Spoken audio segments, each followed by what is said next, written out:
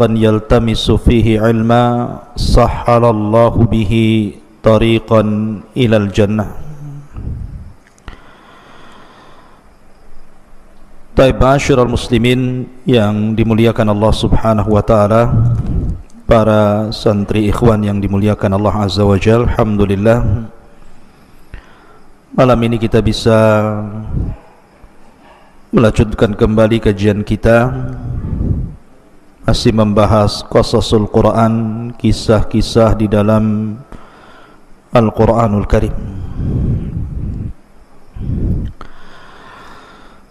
Dan kita akan membahas di malam hari ini tentang qissatu Ya'juj wa Ma'juj.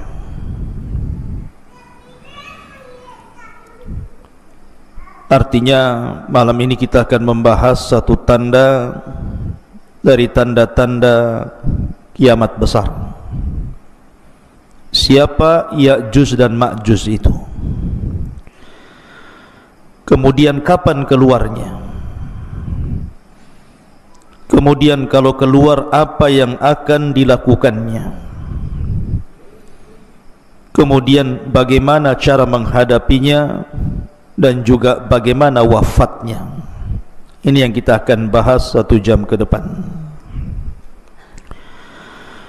Di dalam surah Al-Kahfi dicantumkan di dalam ayat yang ke-92 dan seterusnya,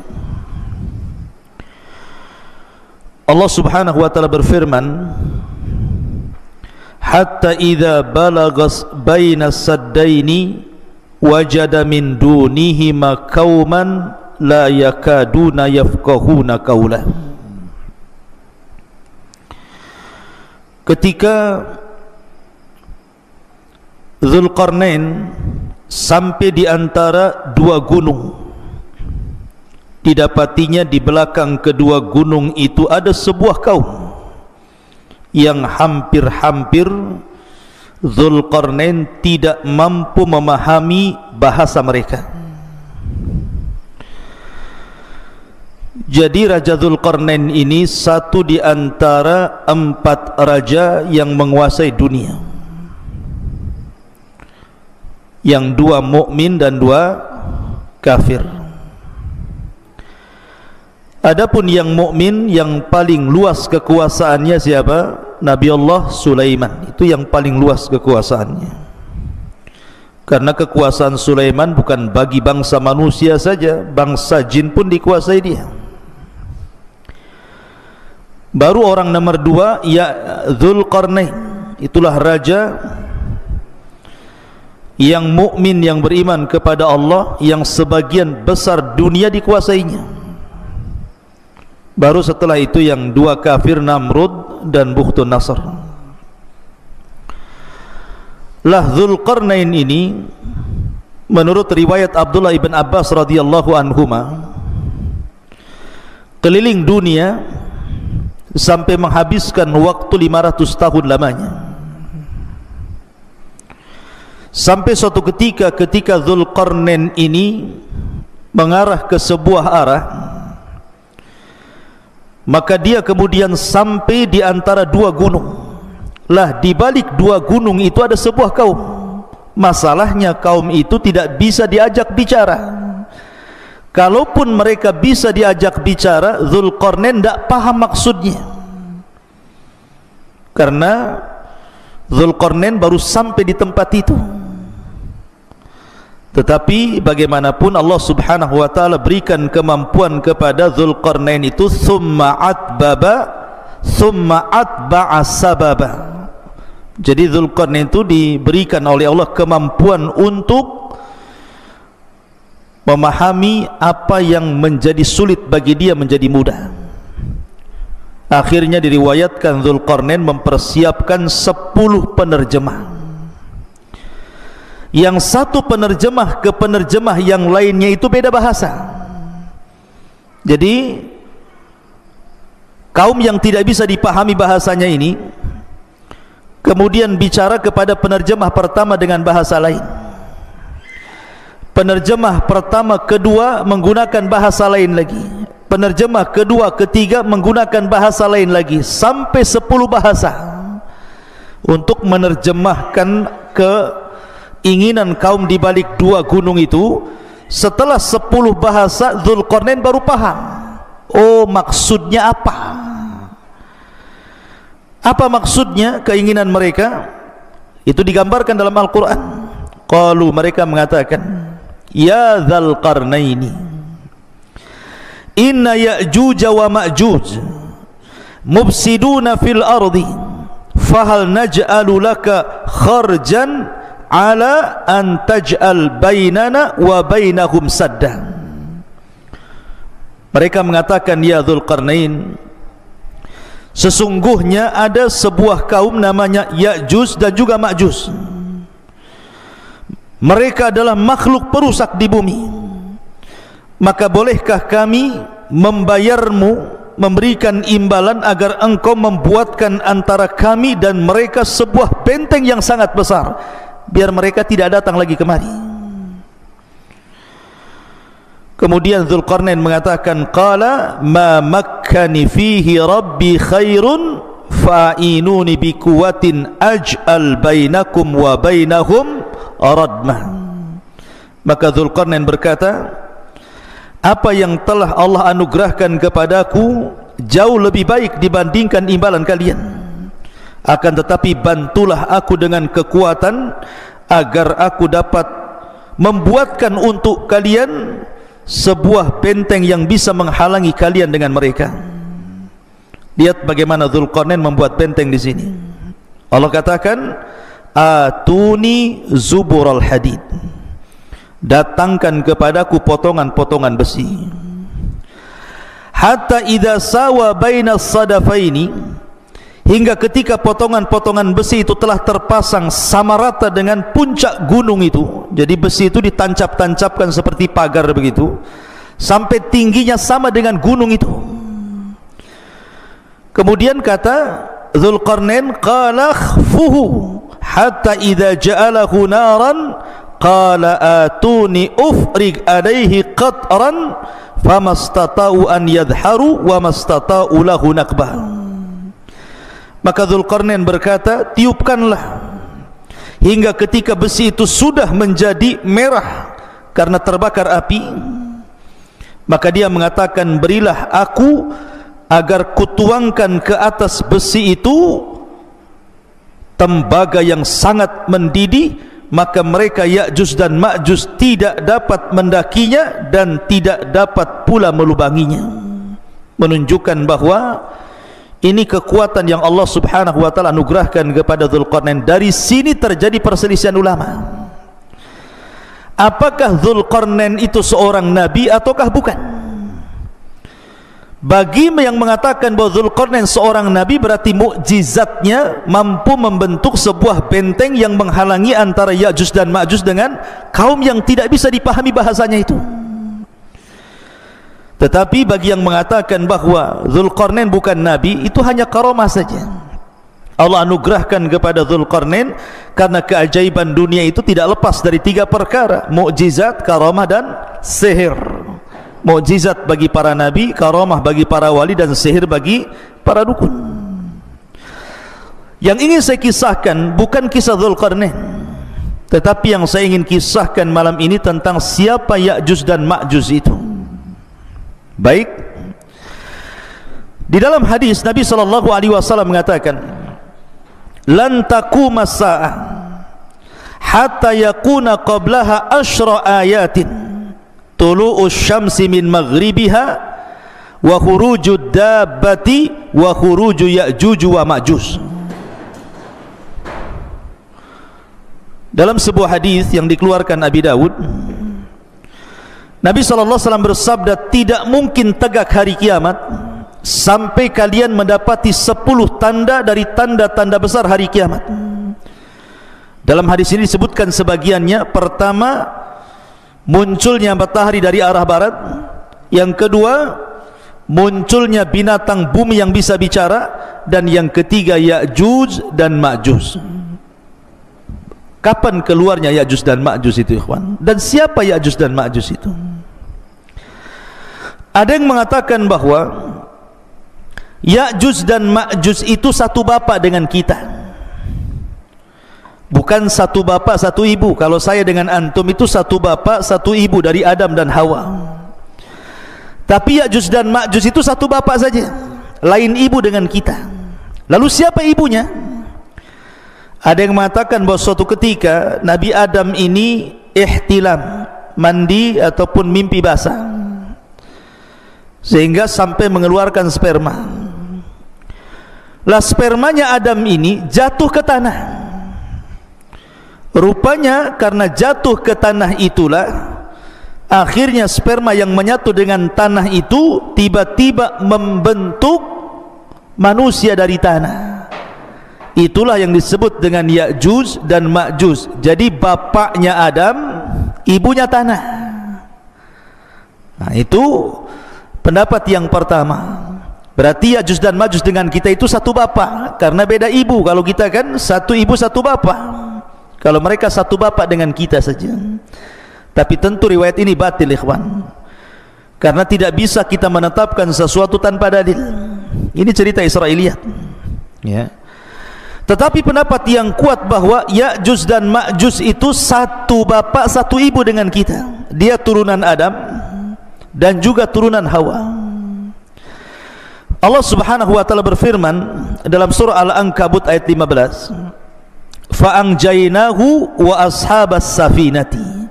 Kami selamatkan Nuh dan seluruh orang-orang yang ada di perahunya. Dan Allah juga mengatakan dalam surah As-Saffat ayat 77, "Wa ja'alna dzurriyyatahu humul baqin." Dan kami jadikan seluruh anak turunan Nuh itu yang akan hidup sampai kiamat. Dari sini bahwa Ya'juj dan Ma'juj itu secara nasab itu sampai kepada Nuh alaihi salatu wassalam. Disebutkan bahwa dalam sebuah hadis yang diriwayatkan dalam kitab Al-Musnad ataupun dalam kitab Sunan, jadi Nuh alaihi salatu wassalam itu kan memiliki beberapa putra. Ada 4 putra, tetapi yang satu kafir, namanya Kan'an, itu kafir, ikut agama ibunya dan mati tenggelam.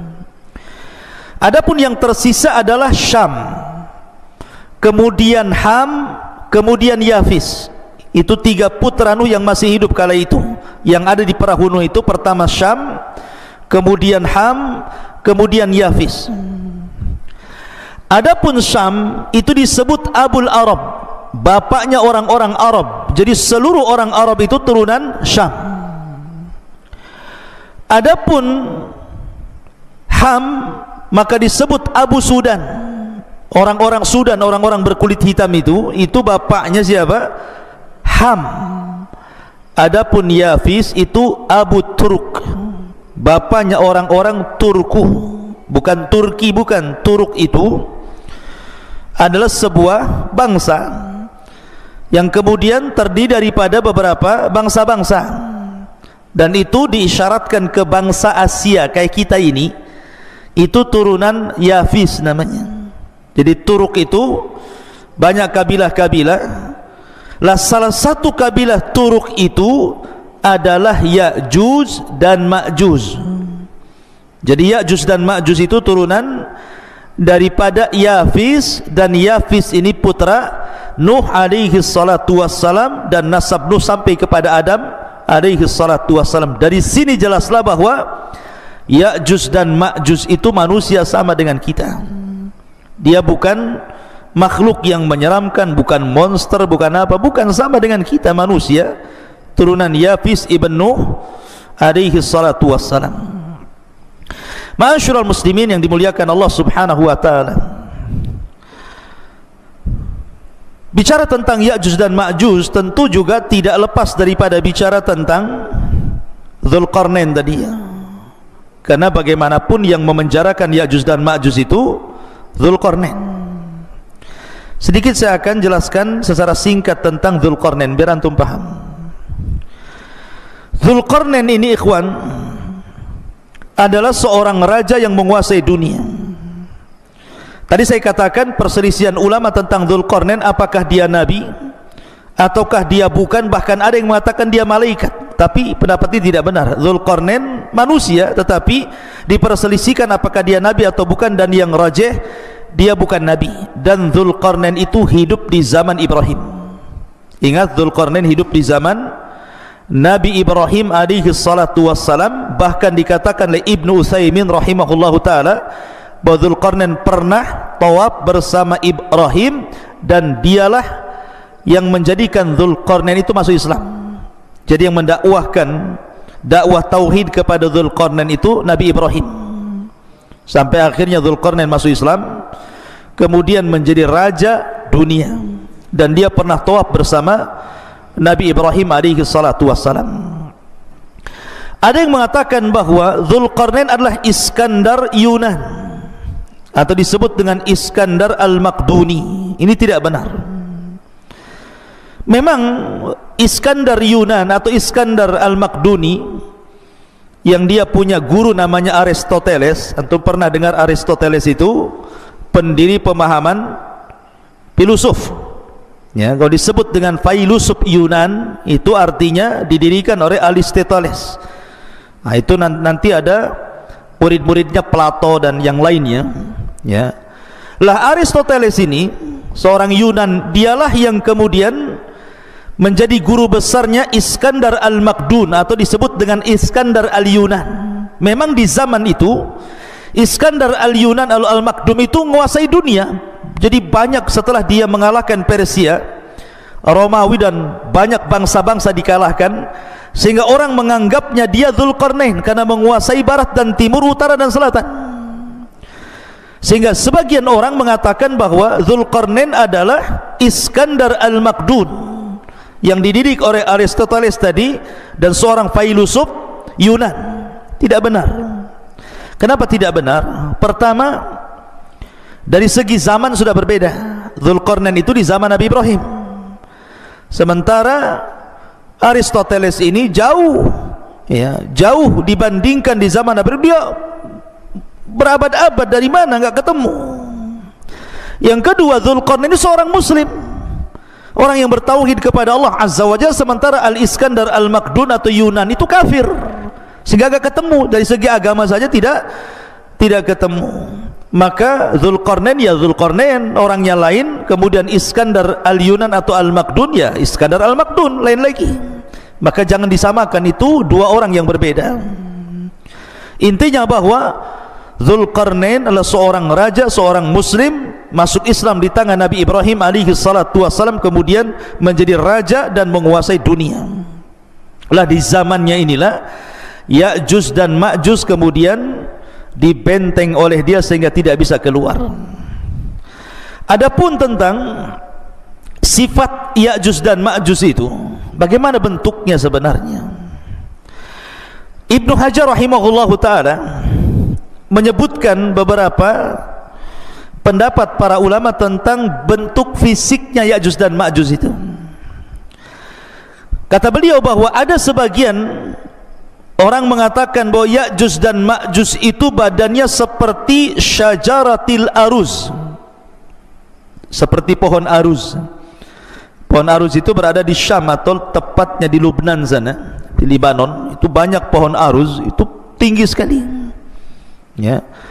Jadi pohon aruz itu sangat tinggi sekali, sampai dijelaskan tingginya itu ishruna wa mi'ata dhirah, 120 hasta. Satu hasta segini. Kalau 120 hasta, kalau 120 bagi 2 berapa? 60. Berarti 60 meter. Karena satu hasta itu setengah meter. Berarti tingginya Ya'juj dan Ma'juj itu 60 meter.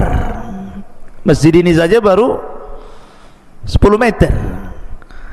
Berarti 6 kali tingginya masjid ini. Berarti tinggi sekali Ya'juj dan Ma'juj itu. Raksasa kan begitu ya. Ini satu pendapat. Jadi Ya'juj dan Ma'juj itu setinggi itu karena dimisalkan dengan pohon aruz yang ada di Syam, di Lubnan sana. Ya. Ini satu pendapat. Pendapat yang kedua bahwa Ya'juj dan Ma'juj itu simfun arba'atu adru fi arba'ati adru. 1 dhira', 1 hasta. Jadi dia tingginya 4 hasta, lebarnya 4 hasta. Nah, jadi kotak itu jadinya. Ya.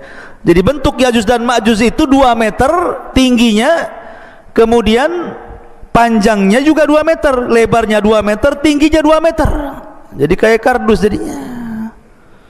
Ya. Jadi itu ada juga yang mengatakan Ya'juj dan Ma'juj itu seperti itu.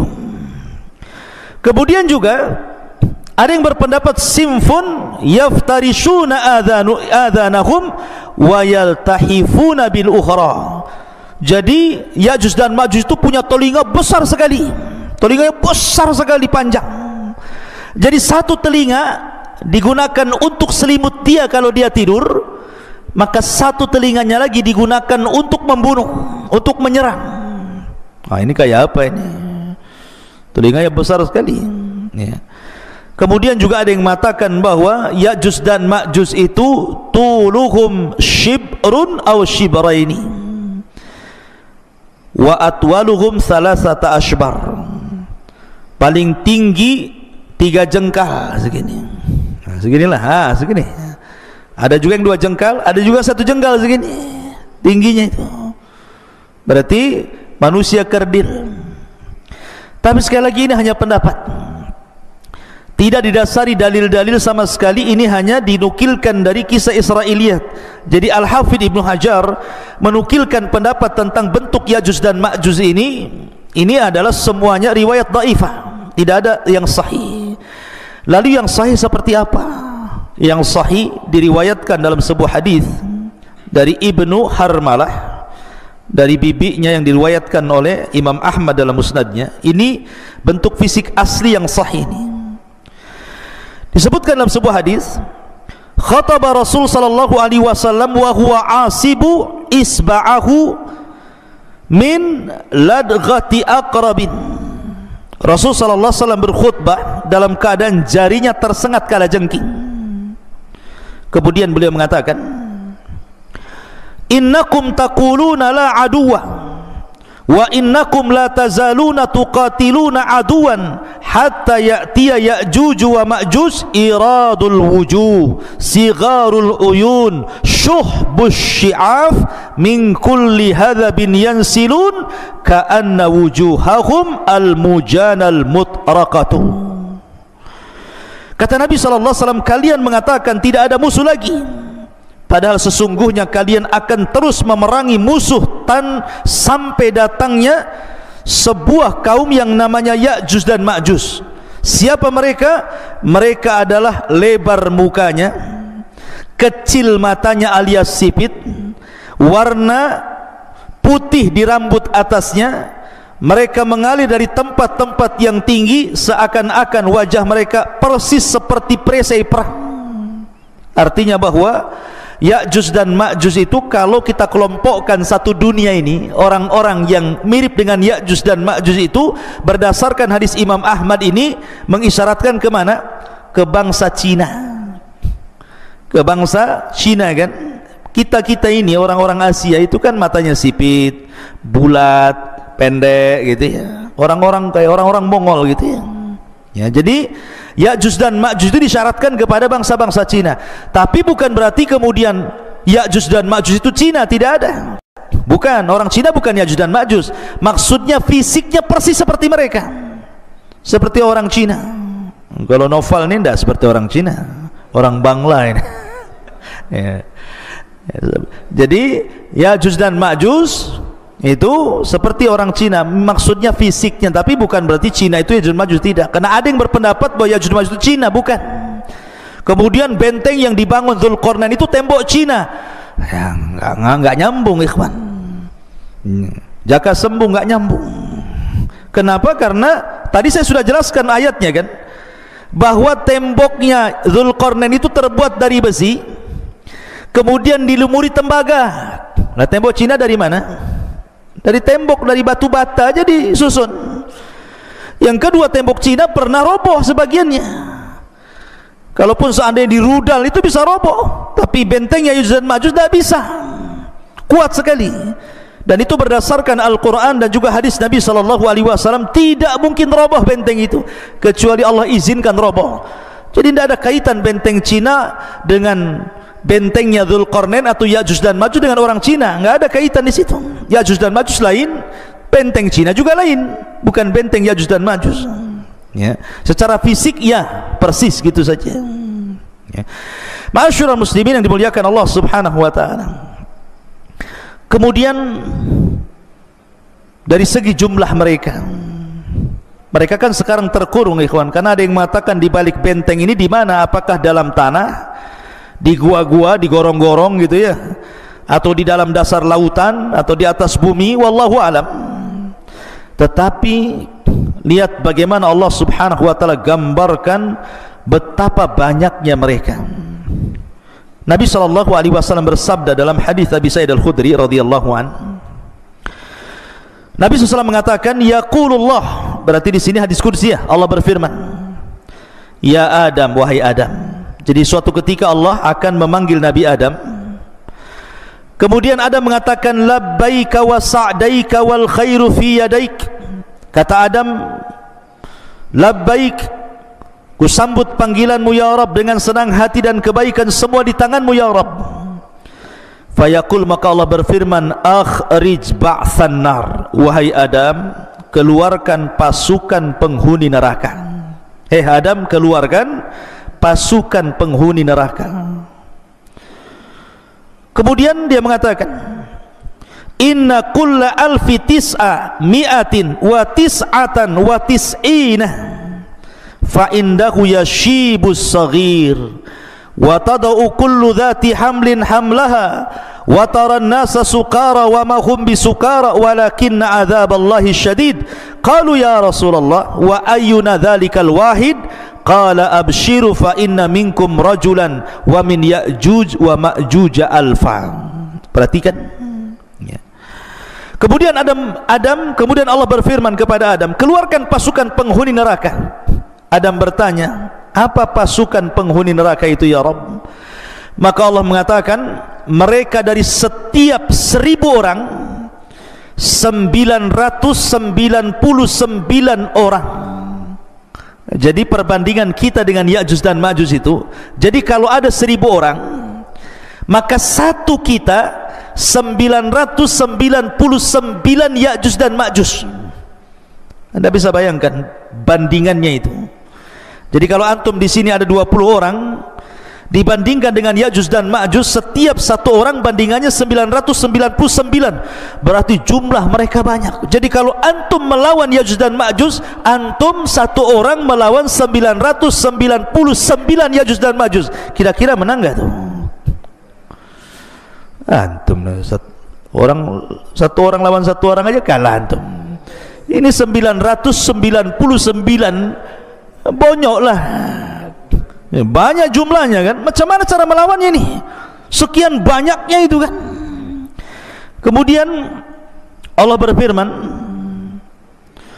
membacakan ayat Al-Quran setelah menyebutkan mereka dari setiap 1000 orang 999 orang. Ketika itu anak kecil menjadi beruban, setiap yang hamil melahirkan apa yang dikandungnya, dan kamu lihat orang-orang seakan-akan mabuk padahal mereka tidak mabuk, tetapi karena azab Allah yang sangat keras. Para sahabat bertanya, Rasul, siapa yang satu itu?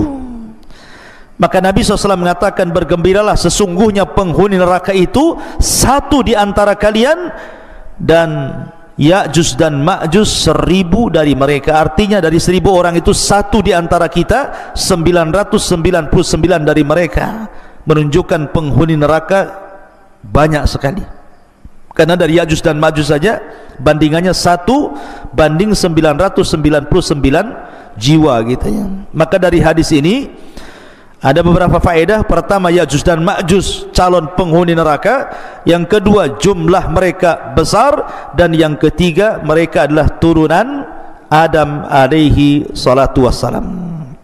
Ada hadis, tetapi memang dilemahkan sebagian para ulama, yang mengatakan bahwa Ya'juj dan Ma'juj itu, jelaskan, Ya'juj ummatun wa Ma'juj ummatun, kullu ummatin arba'atu alafin ummah la yamutur rajulu minhum hatta yanzura ila alfi dzakarin min sulbihi kulluhum qad hamala silah. Jadi ada hadis yang mengatakan satu orang Ya'juj dan Ma'juj itu tidak akan mati sampai dia melahirkan anak cucunya, sampai jumlah mereka itu 1000 orang baru mereka mati. Jadi kalau Ya'juj dan Ma'juj ini mati, pasti sudah memiliki anak cucu dan jumlahnya 1000 orang, dan mereka sudah siap berperang dengan senjata mereka. Tapi hadis ini lemah, ya. Tapi masyhur dalam kisah-kisah Ya'juj dan Ma'juj kalau dijelaskan oleh para ulama. Taib. Sekarang pertanyaannya, ada di mana Ya'juj dan Ma'juj itu sebenarnya? Karena di masa Khalifah Abbasiyah, ketika itu yang memimpin siapa? Al-Wathiq. Jadi para khalifah di zaman itu berusaha mencari-cari tahu di mana sih letak Ya'juj dan Ma'juj itu, ada di mana sebenarnya? Ada di hutan Jabal Uhud kah? Ada di manakah? Kita tidak tahu. Tapi yang jelas bahwa khalifah-khalifah di zaman dulu itu berusaha mencari tempat di mana Ya'juj dan Ma'juj itu. Lah salah satunya Khalifah Abbasiyah Al-Wathiq mengirim sebuah pasukan besar, kemudian mereka berjalan dari negeri ke negeri, dari daerah ke daerah, dari desa ke desa, dari lembah ke lembah, dari bukit ke bukit, padang pasir ke padang pasir, sampai akhirnya mereka sampai di sebuah benteng yang sangat kokoh, dan itu disebutkan oleh Imam Ibnu Katsir dalam kitabnya. Jadi pasukan Al-Wathiq Khalifah Abbas ini berhasil menemukan benteng itu. Benteng itu sangat kokoh sekali, karena ketika itu Khalifah Al-Wathiq bermimpi bahwa terjadi keretakan benteng itu dalam mimpinya, makanya dia kirim pasukan untuk mencari benteng itu, dan ketemu. Rupanya benteng yang sangat kokoh sekali, yang sangat tinggi sekali, yang tidak bisa diretakkan sama sekali. Akhirnya kemudian mereka pun menyisihkan pasukan mereka untuk menjaga benteng itu, kemudian pulang. Memang kisah ini Ibnu Katsir tidak menyebutkan sanadnya, tetapi beliau menyebutkan seperti itu. Cuman letaknya di mana masalahnya? Ya. Lah dari sini ikhwatu fiddin muliakan Allah Azza wa Jalla, sebagian ulama mengatakan bahwa Ya'juj dan Ma'juj itu terletak di antara dua lautan yang disebut dengan lautan Aswad, lautan hitam, dan lautan Qazwin. Namanya lautan Qazwin dan lautan hitam, di tengah-tengahnya. Ada juga yang mengatakan seperti yang dikatakan oleh Al-Imam At-Tabari, Al-Imam At-Tabari rahimahullahu taala, bahwa letak Ya'juj atau bentengnya Dzulqarnain yang dibaliknya itu ada Ya'juj dan Ma'juj, itu baina Armenia wa Adribijan walakin lam yasil ahadun ila dzalik. Kata At-Tabari mengatakan bahwa letak benteng Dzulqarnain atau letak Ya'juj dan Ma'juj itu ada di antara Armenia dan Adribijan. Antara Armenia dan Adribijan, mungkin kalau sekarang mungkin dekat Georgia namanya, Georgia gitu ya, di sekitar Georgia sana. Nah, sekitar itulah. Mungkin dari Cina itu ke arah mana itu? Ke arah selatan atau ke utara gitu ya. Nah, sekitar itu. Tapi yang jelas tidak ada satupun orang yang sampai ke situ. Adapun kisah Ibnu Katsir tentang delegasi Khalifah Abbasiyah Al-Wathiq ini wallahu alam, karena tidak bersanad masalahnya. Tapi yang jelas kita yakini bahwa Ya'juj dan Ma'juj itu ada di balik benteng Dzulqarnain. Kapan keluarnya wallahu alam, karena itu tanda dari tanda-tanda kiamat besar. Sekarang bagaimana keluarnya? Bagaimana cara keluarnya? Ma'asyiral muslimin yang dimuliakan Allah Azza wa Jalla, saya akan runut satu tanda kiamat sebelum keluarnya Ya'juj dan Ma'juj. Kita tahu bahwa sebelum keluarnya Ya'juj dan Ma'juj itu, dari tanda-tanda kiamat besar adalah keluar Dajjal. Dajjal dulu ya. Dajjal dulu keluar, baru kemudian Ya'juj dan Ma'juj. Jadi Dajjal ini fitnahnya adalah fitnah agama. Jadi Dajjal itu fitnahnya fitnah agama. Fitnah agama artinya bahwa Dajjal ini sama sekali tidak merusak seperti Ya'juj dan Ma'juj. Memang murni fitnah agama, tidak ada kaitan dengan Ya'juj dan Ma'juj ya. Lah kemudian Allah subhanahu wa ta'ala takdirkan turun Isa bin Maryam, kemudian membunuh Dajjal. Lah ketika Isa bin Maryam telah membunuh Dajjal inilah baru kemudian muncul Ya'juj dan Ma'juj. Lah ketika itu Allah Subhanahu wa taala memerintahkan Isa untuk sembunyi, karena kalau melawan tidak akan sanggup. Karena Rasul yang mengatakan kaum ini tidak bisa diperangi, bukan tidak bisa dibunuh, tidak bisa diperangi karena jumlahnya banyak. Tadi saya katakan kalau antum Ya'juj dan Ma'juj berarti satu dari antum melawan 999. Macam mana cara membunuhnya? Yang ada bunuh mereka gitu. Makanya jumlahnya itulah, makanya Rasul sallallahu alaihi wasallam bersabda bahwa kaum ini tidak bisa diperangi. Makanya kenapa Allah Subhanahu wa taala merintahkan Isa untuk membawa pasukan kaum muslimin sembunyi di bukit Tur, enggak usah dilayan. Kalau kau maksa perang pasti kalah. Ya. Akhirnya kemudian Isa hanya bertawakal kepada Allah Azza wa Jalla sampai akhirnya mereka kelaparan di bukit itu sampai kepala kerbau jauh lebih berharga dibandingkan, karena mereka nggak bisa keluar, dikepung saking banyaknya Ya'juj dan Ma'juj itu. Ya. Lah dari sini ikhwatu fillah muliakan Allah Azza wa Jalla, Allah Subhanahu wa taala berfirman, ataupun hadis Nabi sallallahu alaihi wasallam dari Sam'an, dari Nawas ibn Sam'an, idh awhallahu ila Isa, Allah Subhanahu wa taala mewahyukan kepada Isa bin Maryam, inni qad akhrajtu ibadan li la yadani li ahadin biqitalihim faharriz ibadi ila Tur. Sesungguhnya aku mengeluarkan hamba-hambaku yang tidak ada kemampuan bagi seorang pun untuk memeranginya, biarkanlah mereka hamba-hambaku menuju Tur, jangan dilayan Ya'juj dan Ma'juj itu. Wa yab'atsullahu Ya'juj wa Ma'juj wa hum min kulli hadabin yansirun. Maka Allah Subhanahu wa taala mengeluarkan Ya'juj dan Ma'juj, mereka mengalir dari setiap ketinggian seperti bah api saking banyaknya. Fayamurru wa awailuhum ala buhairatit tabariyah fayashrabun ma fiha wa yamurru akhiruhum fayaquluna laqad kana bihadhihi marratan ma. Kemudian mereka melewati danau Tabariyah. Jadi satu kloter Ya'juj dan Ma'juj yang baru keluar dari benteng itu sampai di danau Tabariyah. Lah benteng Ya'juj dan Ma'juj itu kan sudah retak tuh. Rasulullah sallallahu alaihi wasallam di zamannya saja ada bolongan seperti ini bentengnya. Jadi dan musuh itu bisa ngeker tuh dari dalam tuh. Jadi apa yang di luar dikeker gitu ya, tapi tidak bisa keluar. Jadi kelompok yang pertama keluar itu mereka melintasi sebuah danau yang disebut dengan danau Tiberias, danau Tabariyah dalam bahasa Arab, dalam bahasa kita Tiberias itu. Mereka minum sampai kering, tidak ada sisa air itu, padahal baru sedikit itu yang keluar. Kemudian kloter yang kedua datang dan mengatakan, sungguh dulu di sini banyak airnya, kenapa kemana air ini? Padahal sudah diminum oleh kloter pertama. Saking banyaknya, bayangkan, minum pun semuanya diminum dia. Lewat danau diminum dia, lewat got diminum dia, semua diminum dia. Karena mereka nggak pernah melihat air seperti itu kan, mereka terbenteng dalam benteng. Kemudian qalu, aduh, Bang Karim ini ganggu saja nih. Qalu, mereka mengatakan, ya dzal qarnaini inna Ya'juj wa Ma'juj mufsiduna fil ardi fahal naj'alu laka kharajan ala an taj'al bainana wa bainahum sadda. Kemudian Dzulqarnain mengatakan, sesungguhnya Ya'juj dan Ma'juj mereka perusak di permukaan bumi. Jadi ikhwan, ketika Ya'juj dan Ma'juj keluar itu, Ya'juj dan Ma'juj itu fitnahnya berbeda dengan Dajjal. Kalau Dajjal itu kan fitnah agama, kamu kalau ikut saya senangkan, tapi kalau tidak ikut saya bunuh kau.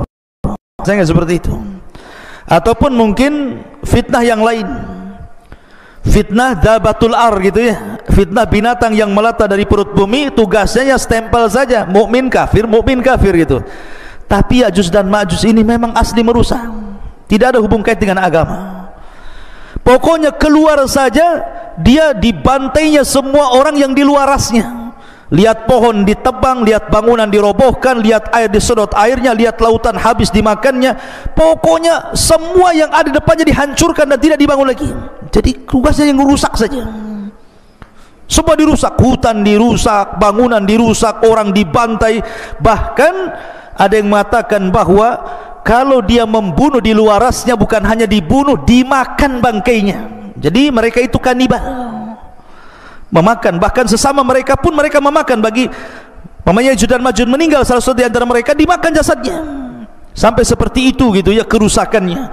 Jadi ngeri gitu ya Ya'juj dan Ma'juj itu. Makanya wajar kalau seandainya tidak ada satupun ras di luar Ya'juj dan Ma'juj, kecuali mereka akan dibantai, dibunuh, dimakan. Kecuali yang sembunyi, mereka selamat. Kalau enggak sembunyi, mereka tidak selamat. Makanya kemudian Ya'juj dan Ma'juj ini mereka akan terus menyerang di luar rasnya, akan keliling dunia, akan membantai ke desa-desa, ke kota-kota, ke daerah-daerah, ke kutub-kutub. Mereka akan meluas di mana-mana sampai ketika mereka sudah puas karena merasa sudah tidak ada lagi yang diserang, sombong mereka. Kesombongan itulah sampai kemudian mereka mengatakan qatalna man fil ardi sanaqtuluhu man fis sama, katanya. Kami sudah membantai orang-orang yang di bumi, sekarang yang di langit ku bantai juga, katanya. Lihat, dia mau membantai orang-orang yang di langit, malaikat. Bumi ini kecil ikhwan dibandingkan dengan langit, kata Nabi SAW, seperti kita punya cincin dilempar ke padang pasir. Bumi itu cincinnya, padang pasir itu langitnya. Apalagi panah tombak kecil-kecil lagi kan gitu ya. Kemudian dilemparkan ke bumi, macam mana coba?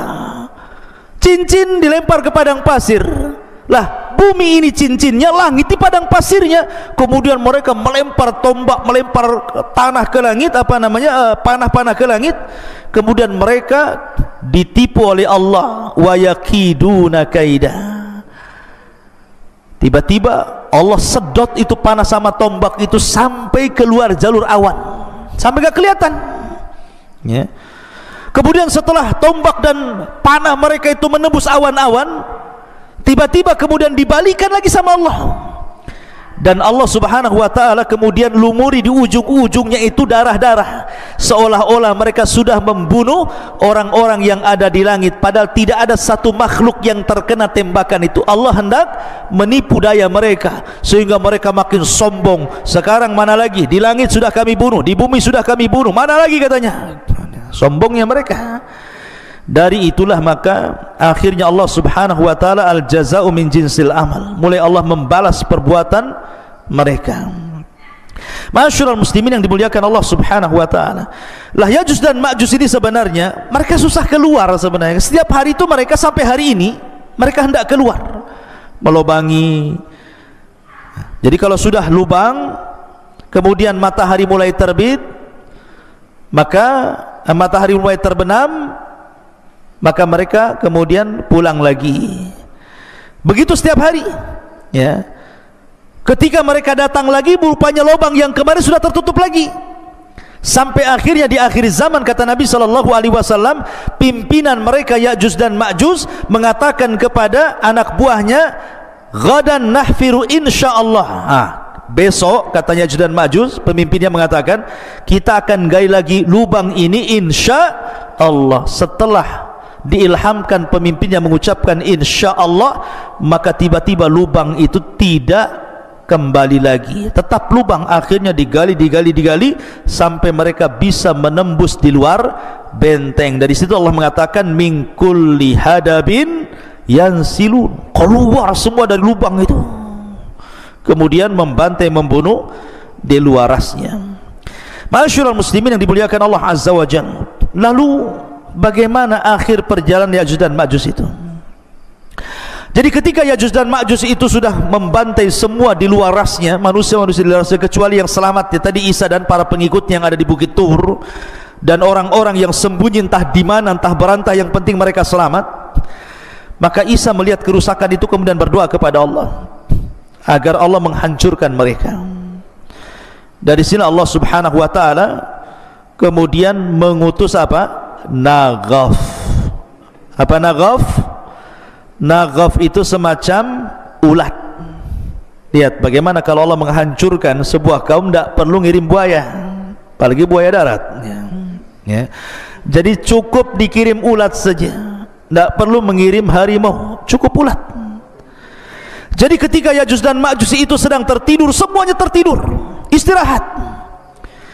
tiba-tiba Allah kirim ulat banyak sekali, di mana-mana ada ulat. Rupanya ulat itu berjalan ke belakang sampai di tengkuknya. Tiba-tiba Allah Subhanahu wa taala jadikan ujung mulut ulat itu menembus tengkuk Ya'juj dan Ma'juj, masuk dari belakang, kemudian merusak isi badannya. Subhanallah, seperti listrik kalau antum cabut gardunya itu, apa yang terjadi? Bukan satu yang mati, satu batang mati. Kalau gardunya dicabut, satu batang mati. Artinya ketika satu Ya'juj dan Ma'juj mati, semua mati. Bukan ini dulu mati, besok ini, minggu depan ini, enggak ya. Jadi satu mati, mati semua. Subhanallah, coba bayangkan bagaimana Allah Subhanahu wa taala bisa mewafatkan Ya'juj dan Ma'juj dalam satu waktu. Tidak harus menunggu hari ini, besok, bulan, dah. Satu mati semua. Subhanallah. Dan bangkainya Ya'juj dan Ma'juj setiap satu bengkal ada, satu jengkal, karena jumlah mereka banyak. Sehingga Isa bin Maryam kebingungan ketika melihat jusas, bangkai-bangkai Ya'juj dan Ma'juj yang berserakan di sana sini. Maka kemudian Isa pun berdoa kembali untuk Allah membersihkan mereka. Dikirimlah burung-burung unta, burung-burung besar seperti unta. Kemudian diangkatlah jasadnya. Dalam riwayat Musnad Imam Ahmad, dilempar ke lautan entah berantah laut mana. Yang jelas bukan laut Batam sini, yang jelas laut mana, sampai bersih bumi.